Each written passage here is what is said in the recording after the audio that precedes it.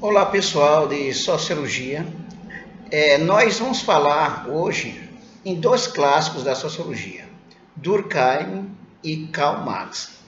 Durkheim é considerado o fundador da Sociologia, ou seja, um dos fundadores da Sociologia. O Durkheim, ele na verdade é um seguidor do Auguste Comte, que foi um filósofo francês responsável pela criação do positivismo, que passou a influenciar a sociedade, as ciências sociais, as organizações sociais, a sociedade moderna capitalista. Durkheim também era francês, ele é do século XIX e faleceu no início do século XX, e a preocupação do Durkheim era com o crescimento da relação entre indivíduo e sociedade, tendo em vista exatamente o crescimento maior da perspectiva individualista. Então, Durkheim tinha uma preocupação com a forma como o individualismo estava crescendo na sociedade. Então, ele vai pensar o seguinte: se a sociedade ela é ignorada pelo indivíduo, se o indivíduo se coloca acima da sociedade, então essa sociedade ela vai ser destruída, ela vai se autodestruir. Então, na concepção do Durkheim, a sociedade é a principal instituição, é aquela responsável exatamente para colocar regras na sociedade, para guiar os indivíduos. Então, a sociedade ela é superior ao indivíduo. O indivíduo, na verdade, é o reflexo da sociedade. Durkheim, ele trabalha com o conceito de fato social. Para ele, o fato social é o objeto central da sociologia. O que significa fato social? São formas de pensar, de sentir e de agir, que podemos traduzir, são regras e normas estabelecidas que regem a vida do indivíduo, ou seja, que se impõe ao indivíduo, que é exterior ao indivíduo e que é geral. Então, são três características do fato social: exterioridade, que está fora do indivíduo; generalidade, que é a ideia de universalidade, que está presente em toda parte; e a ideia de coercitividade, a terceira característica do fato social.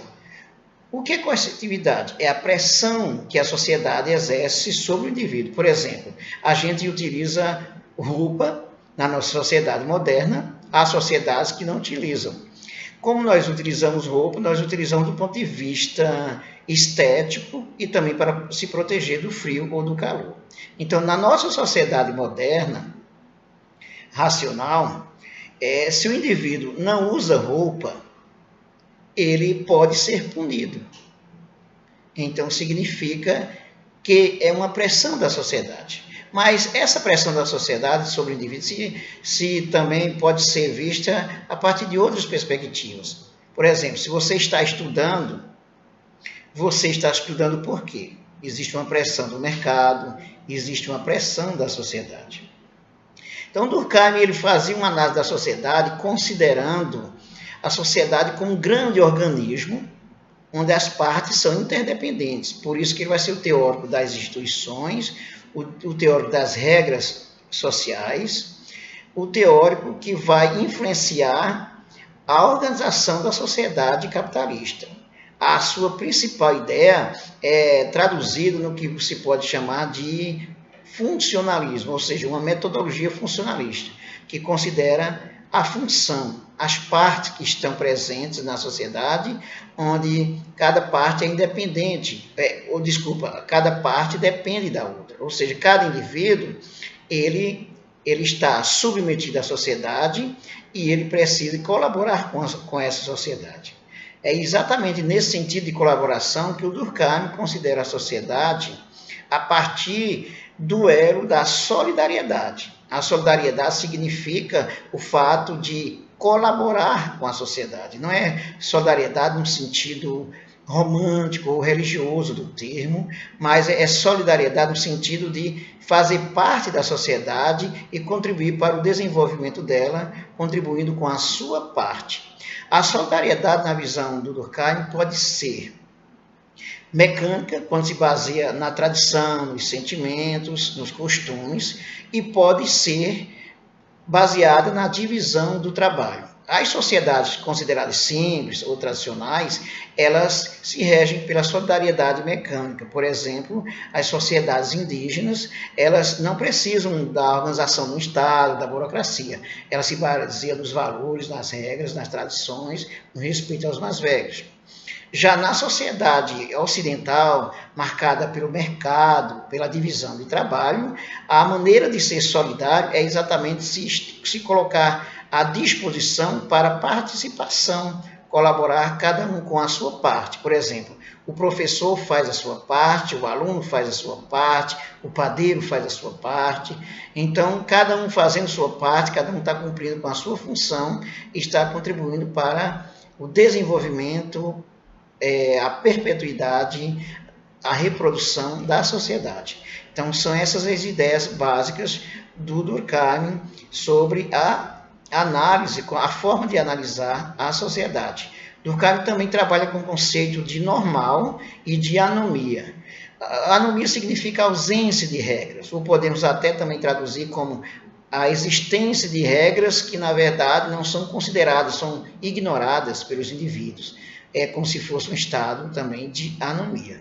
Então, o Durkheim vai dizer o seguinte, que numa sociedade onde prevalece a anomia, então a sociedade ela tem tudo para se autodestruir. Por isso que vai chegar a uma situação de patologia social. Por exemplo, Durkheim ele afirma que o crime é uma instituição normal que acontece em toda sociedade existe crime, porque existe interesse, existem conflitos, e cada um tem uma forma de lidar com os conflitos. Mas esse crime precisa ser, digamos assim, controlado. À medida que o crime cresce numa sociedade, significa que a sociedade vai perdendo seu elo, sua solidariedade, e vai afetando o tecido, digamos, de toda a sociedade. Então, se o crime cresce vertiginosamente a cada ano, por exemplo, na sociedade, significa que as instituições responsáveis para o controle social não estão sendo suficientes para garantir o equilíbrio social. E aí temos um estágio de patologia social. Bom, o funcionalismo de Durkheim vai influenciar nas organizações políticas, na administração, na educação, em todo o sistema da sociedade moderna. Podemos dizer que o pensamento de Durkheim vai ser um pensamento conservador, voltado para a reprodução da sociedade capitalista. A principal ideia do Durkheim, podemos resumir assim, são as regras coletivas. E por isso que ele vai afirmar o seguinte, para analisar a sociedade, é necessário considerar aquilo que envolve a coletividade, que envolve a maioria. Não interessa olhar para o indivíduo, porque o indivíduo é uma parte, uma persona. Então, se voltar apenas para o indivíduo e negar a sociedade, então você não tem um objeto de estudo sociológico. Então, é necessário levar em consideração aquilo que envolve a maioria. Por exemplo, quando eu penso no trabalho, como o trabalho funciona na sociedade, o que é necessário para o funcionamento do trabalho na sociedade. Quando eu penso na educação, eu vou pensar em todos os elementos que envolvem a educação, como a política educacional, as condições econômicas, então as verbas necessárias, os cálculos. Então, eu vou pensar também que tipo de política educacional se pretende.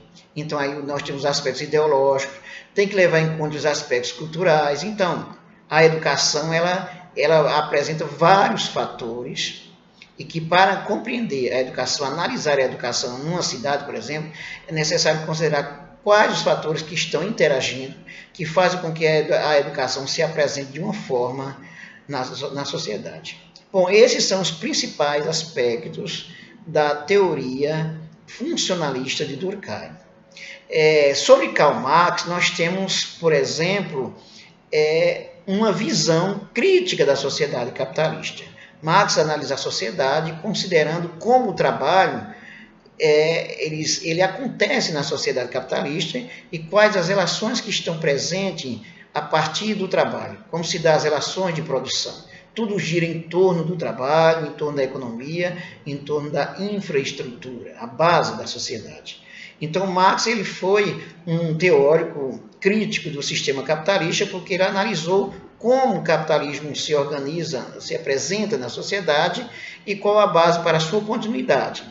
Ele trabalha com os seguintes conceitos centrais: classe social, mais-valia, alienação, ideologia e mercadoria.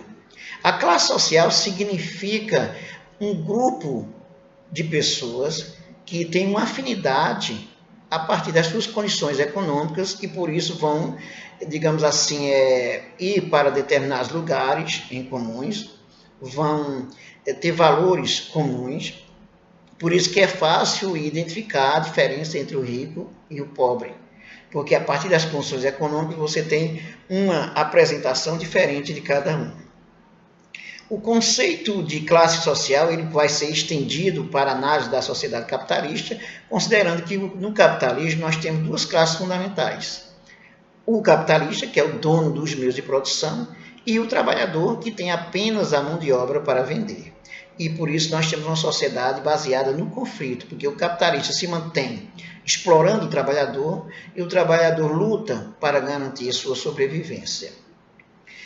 O outro conceito do Karl Marx é o de mais-valia, que na verdade mais-valia significa o quê? Significa o tempo de trabalho despendido pelo trabalhador que não é pago pelo capitalista ao trabalhador. Por exemplo, você trabalha 8 horas e recebe no máximo o equivalente a 4 horas. Marx fez um cálculo a partir da pesquisa que ele realizou na época, no século XIX, na Europa, na Inglaterra, na França, na Alemanha, e ele viu qual o salário que era para o trabalhador e qual a necessidade que se tem para o trabalhador viver. Então ele necessita, por exemplo, de salário para garantir a alimentação, a sua saúde, o lazer, o entretenimento, o vestuário.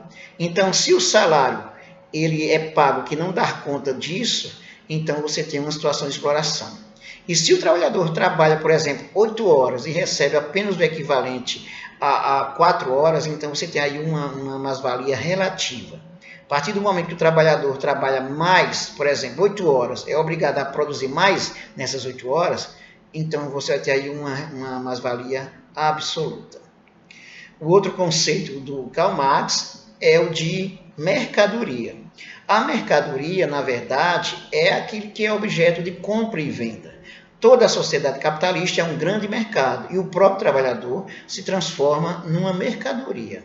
Nós temos também aí um conceito que o Marx incorpora na mercadoria, que é o fetiche da mercadoria. Por exemplo, numa mercadoria que você vê exposta numa prateleira, no shopping, numa loja do shopping, você, em geral, não tem noção do que está por trás dessa mercadoria.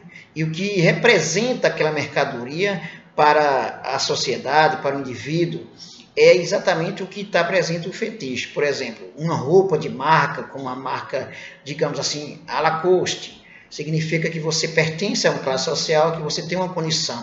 Então, no shopping, você compra uma roupa muito mais pelo que ela representa do que pelo seu valor real. E tudo isso esconde as relações de exploração que estão por trás. Marx também trabalha com o conceito de alienação. Ele diz que o trabalhador, ele, na sua condição no capitalismo, ele já está alienado do processo de trabalho quando ele não é dono dos meios de produção e é obrigado a vender a sua força de trabalho. E aí você vai ter exatamente uma situação em que o trabalhador se submete às condições estabelecidas pelo capitalista a partir da lógica do mercado. Quanto maior o número de trabalhadores desempregados, mais você tem uma situação de exploração, porque é exatamente a lei da oferta e da procura, onde se tem mais oferta, você tem um menor preço. Então o trabalhador passa a ser uma mercadoria. O Marx uma mercadoria e ele é alienado exatamente porque ele não é dono da fábrica, das máquinas, dos meios de produção. Então, ele apenas vende a sua força de trabalho.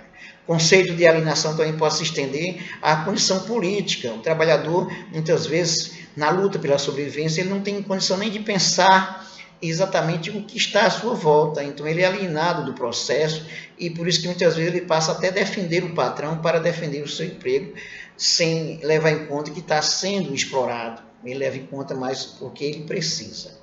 Então esses são os conceitos básicos do Karl Marx. Marx vai afirmar também, a partir do seu trabalho, da sua abordagem sobre o capitalismo, que a ideologia é o que o sustenta também o sistema. Não é apenas o fato do capitalista ser dono dos meios de produção, mas o capitalista também ele tem ao seu lado todas as instituições sociais, a cultura. A ideologia corresponde ao conjunto de ideias, de práticas, de ações, de concepção de mundo que orienta a ação dos indivíduos.